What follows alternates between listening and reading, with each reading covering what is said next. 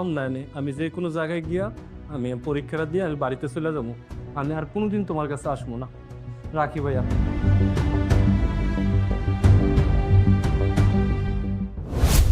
I am sorry মা। আমি আপনার সাথে যে আচরণ করছি এটা আমি ইচ্ছা করেই করছি।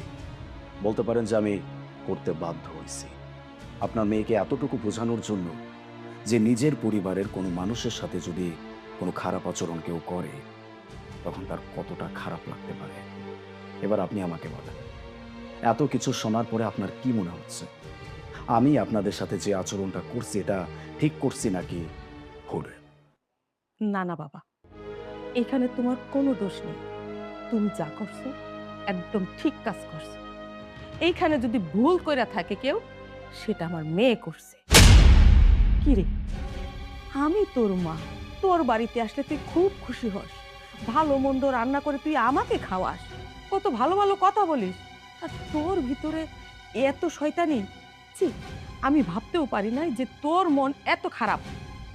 কি রে, তোর দেবর ওর ভাই না? তোর শ্বশুর বাড়ির লোক যদি তার ভাইয়ের বাসায় না আসতে পারে, তার সন্তানের বাসায় না আসতে পারে, তাহলে আমি কে? আমি তো কিছুই না। আমি তো হলাম শাশুড়ি, এই বাড়িতে আসার আমার কোনো অধিকার নাই। এরপরও মেয়ের টানে আসি, তোর বাড়িতে থাকার জন্যও না, খাওয়ার জন্যও না।